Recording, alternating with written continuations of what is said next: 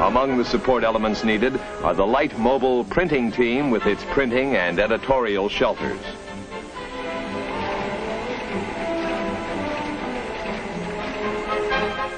Also needed is a radio team to support existing radio stations, particularly in the back country. An audiovisual vehicle will help to increase the effectiveness of face-to-face communications.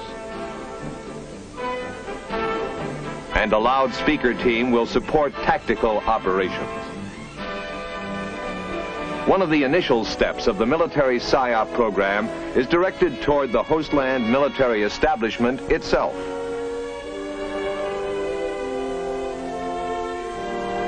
Since the military represents the government to the populace, their actions and attitudes can do much to create a favorable image of that government in the minds of the people.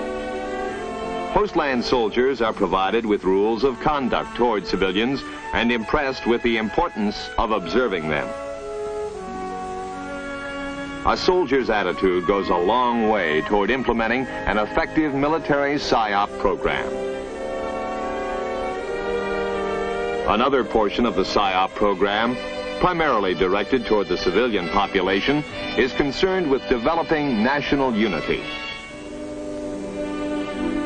Once the people start to consider themselves as a national group, acceptance of their government tends to increase, thus making penetration by subversives much more difficult.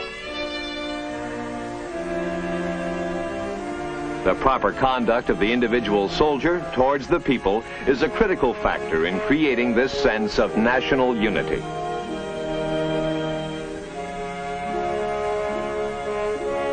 Touring groups of performers are used to attract attention. They are particularly effective in remote areas.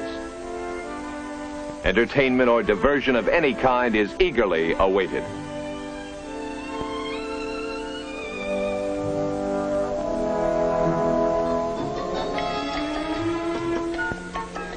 Entertainment teams like this one attract crowds of people wherever they appear.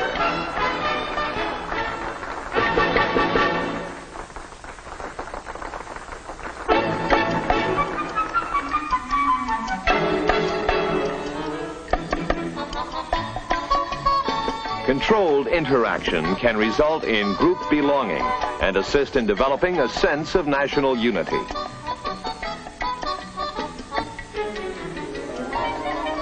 A continuing effort is made to link the Psyop program with progress to help the people help themselves. This makes them see the military and the government as positive images, benevolent symbols, signifying steps toward a better life. The sense of success, the satisfaction of a job finished, these are of major importance. Direct response to community needs is vital. Projects which would be meaningless in terms of local needs should be avoided. For psychological purposes, one finished well is worth far more than an unfinished dam. Throughout these efforts, the Psyop program keeps the people informed.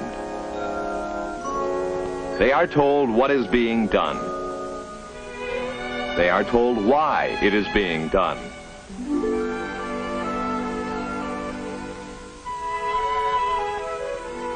And they are told how it will benefit them.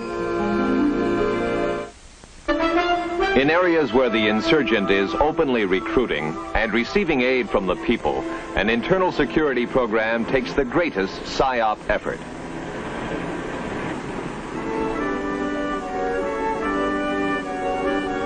Here the objectives are to sever the link between the insurgent and the civilian population, to detect and neutralize subversive apparatus, and to provide a secure environment.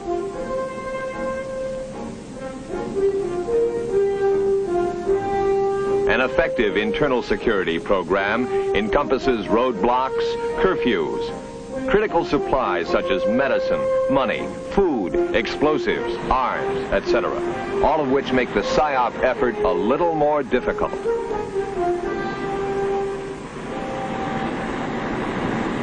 Where restrictions are imposed, the people should be made to realize the necessity for them. They must be convinced that these restrictions are only temporary. That as soon as subversive activities are controlled, restrictions will be lifted. Many problems are encountered during the implementation of this type of program.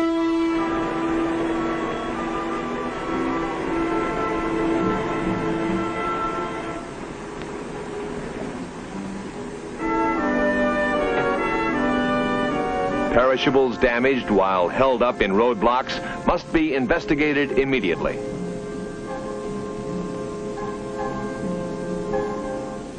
Curfews can alienate shopkeepers and theater and restaurant owners unless implementation of such measures is planned and announced well in advance.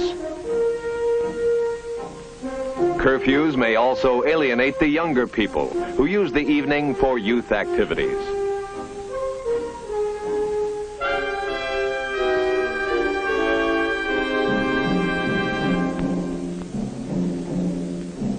Controls restrict the flow of essential products and goods.